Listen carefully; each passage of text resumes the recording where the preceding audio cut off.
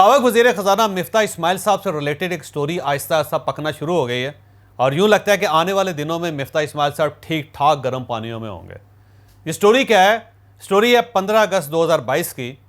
15 अगस्त 2022 को हैदराबाद इंडिया से एक चार्टर त्यारा कराची में लैंड किया और इस त्यारे में मिफ्ता इस्माइल साहब, इनके भाई, इनकी बेगम समेत 12 फैमिली मेम्बर सवार हुए और इनके साथ 10 बड़े बैग्स और 4 ट्रॉली बैग्स भी इस त्यारे के अंदर सवार हुए और फिर ये त्यारा पाकिस्तान से दुबई चला गया। जब ये बात चली तो आहिस्ता आहिस्ता इसने खबर बनना शुरू हुआ और अल्टीमेटली ये सेनेट में पहुंच गई और सेनेट की कायमा कमेटी बराए हवाबाजी ने इसका नोटिस ले लिया और इसके बाद डीजी ASF को बुला के उससे पूछा गया कि क्या ये खबर दुरुस्त है और ASF ने इस खबर की तस्दीक कर दी कि वाकई 15 अगस्त 2022 को हैदराबाद से एक चार्टर त्यारा पाकिस्तान आया था, कराची में लैंड किया था उसने और उस त्यारे में हमारे वज़ीर ख़ज़ाना अपने 14 बैग्स और 12 फैमिली मेम्बर्स के साथ दुबई गए थे। अब जब ये चीज़ तस्दीक शुदा हो गई तो इसके बाद एक बहुत बड़ा सवाल ये उठाया गया कि कहीं मिफ्ता इस्माइल साहब ने उन बैग्स में मनी लॉन्ड्रिंग तो नहीं की, क्योंकि अगर ये दुबई जाना चाहते थे तो ये आम कमर्शियल फ़्लाइट से जा सकते थे और इससे पहले इन्होंने कभी चार्टर फ़्लाइट इस्तेमाल नहीं की।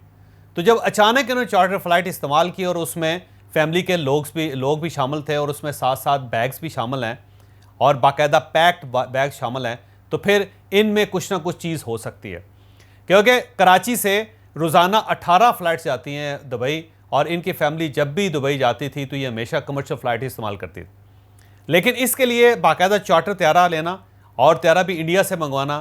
फिर उसके अंदर फैमिली मेम्बर्स का शामिल होना, फिर बड़े लेवल पे इस तरह सामान का दुबई जाना और फिर उस सामान को चेक भी ना करना, ये बहुत से सवालिया निशान इस स्टोरी से रिलेटेड हैं। और अब क्योंकि सेनेट के अंदर ये डिस्कस हो रही है तो सेनेट ने एक सब कमेटी बना दी है जिसके अंदर सेनेटर दिलावर साहब होंगे, वो सब कमेटी के चेयरमैन होंगे और इसके अंदर पाकिस्तान मुस्लिम लीग नून का एक सेनेटर होगा और PTI का एक सेनेटर होगा।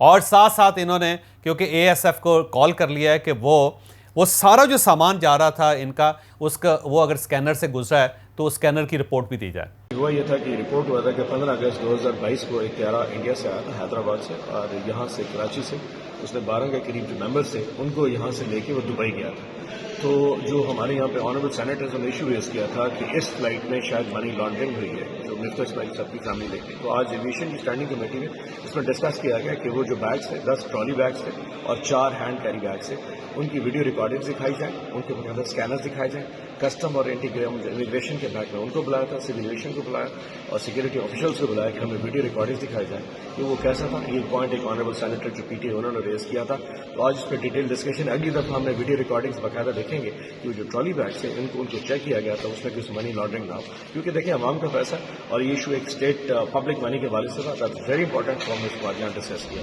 तो सर एक कमेटी बना दी गई है, बना दी गई, उसमें एक PTI के सेनेटर है, एक नून लीग के सेनेटर है और एक सेनेटर जो हमारे दिलावर साहब है उसको हेड करेंगे और इसको पूरा इन्वेस्टिगेट करेंगे। कल DG ASF सेनेट की सब कमेटी में पेश हुए थे और उसमें उन्होंने ये एतराफ़ किया था कि हमने जो ट्रॉली बैग से उनकी तलाशी ली थी लेकिन जो पैक्ड बैग थे उनकी तलाशी नहीं ले सके। तो अब ये बहुत बड़ा सवाल है कि क्या पाकिस्तान के अंदर कोई वज़ीर इस तरह अपना सामान चार्टर फ़्लाइट पे बाहर ले जा सकता है और वो वज़ीर हो भी बड़ा अहम। तो अब आप खुद अंदाज़ा लगाएं कि आने वाले दिनों में मिफ्ता इस्माइल साहब के साथ क्या होगा, क्योंकि ये स्टोरी अनर्थ होगी और इसकी बहुत सी डिटेल जो होगी वो पाकिस्तान के सामने आएगी, लोगों के सामने आएंगी और लोग फिर एक दूसरे से सवाल भी करेंगे और हो सकता है मिफ्ता इस्माइल साहब से सवाल करें। यहाँ पे मैं आपको एक और चीज़ भी बताता चलूँ कि चंद दिन पहले मिफ्ता इस्माइल साहब का एक आर्टिकल छपा था और इस आर्टिकल ने खासा कोहराम बर्पा कर दिया था। बल्कि PTI का हर सेनेटर और PTI का हर MNA और इनका हर लीडर बार बार गवर्नमेंट से कह रहा है कि आप मिफ्ता इस्माइल साहब का कॉलम पढ़ें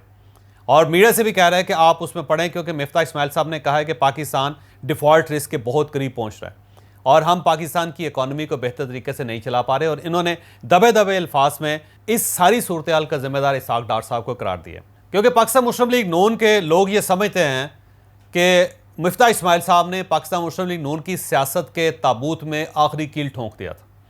अगर ये इस किस्म के इकदाम ना करते, कोई मैशत को बेहतर तरीके से चलाते, कोई गैर संजीदगी का मुजाहरा ना करते, तो शायद आज पाकिस्तान मुस्लिम लीग नून और इस गवर्नमेंट के सूरत हाल मुख्तलिफ होती। लेकिन इनकी गैर संजीदगी की वजह से और इनके गलत बयानात की वजह से, इनके गलत इकदामात की वजह से पाकिस्तान मुस्लिम लीग नून की सियासत हमेशा हमेशा के लिए दफन हो गई। तो बहुत से लोग एतराज़ करते हैं। और यहाँ पे मैं एक दिलचस्प आपको ये भी इंकशाफ करता जाऊँ कि मिफ्ता इस्माइल साहब की वजारत कैसे गई थी। ये एक बड़ा दिलचस्प वाक़या है। मिफ्ता इस्माइल साहब एक किसी टेलीविज़न शो में तशरीफ़ ले गए थे। वहाँ वक्फे में इन्होंने एंकर से ये कह दिया कि मेरी हुकूमत मुझे नहीं हटा सकती, क्योंकि मेरा GHQ के साथ ताल्लुक़ बड़ा मजबूत है और इनका बाप भी मुझे नहीं हटा सकता। और उस एंकर ने ये बात एक ओपन फोरम में, जहाँ बहुत सारे लोग मौजूद थे, वहाँ बता दी। और वहाँ पे चेयरमैन सेनेट सादिक सजरानी साहब भी मौजूद थे और वहाँ पे पाकिस्तान मुस्लिम लीग नून के 3-4 सेनेटर्स भी मौजूद थे। तो उन सेनेटर्स में से एक नौजवान सेनेटर ने फौरी तौर पे एक ऑडियो मैसेज बनाया और ये मैसेज पाकिस्तान मुस्लिम लीग नून की क़यादत मियां नवाज शरीफ साहब को भिजवा दिया और साथ साथ इसको CC कर दिया मरियम साहिबा को। मियां नवाज शरीफ साहब ने ये मैसेज सुना और सुनने के बाद इन्होंने थोड़ी सी तहकीक की और कुछ लोगों के ज़रिए इन्होंने सादिक सजरानी साहब से भी पूछा। सजरानी साहब ने इस वाक़े की तस्दीक की कि वाकई ही मुझे फ़लाँ एंकर ने यह बात बताई थी। और इसके बाद एक साहब को भेजा गया और उस साहब के ज़रिए उस एंकर से भी इस बात की तस्दीक करवाई कि उन्होंने कहा कि हाँ, वाकई मिफ्ता इस्माइल साहब ने मुझे ये कहा था। और इसके बाद फौरी तौर पर मियां नवाज शरीफ साहब ने एक्शन लेते हुए मिफ्ता इस्माइल साहब को फ़ारिग कर दिया था। लिहाजा इस सियारे का आना और फिर उसका यहाँ से जाना वाकई बड़ा ख़तरनाक है। और यहाँ पे मैं एक और अहम बात भी बताता चलूँ, और इसका सोर्स है DGASF। DGASF ने सेनेट की कमेटी के सामने ये एतराफ़ किया था कि वो जहाज़ जो पाकिस्तान से मिफ्ता इस्माइल साहब को और उनकी फैमिली को लेकर गया था, उसमें 2 अमरीकी शहरी भी थे, उसमें 2 अमेरिकन थे, अमेरिकन शहरी थे और 3 इंडियन क्रू मेंबर्स भी थे। तो अब आप खुद इसका अंदाज़ा लगाएं कि आने वाले दिनों में ये स्टोरी खुलेगी तो इसका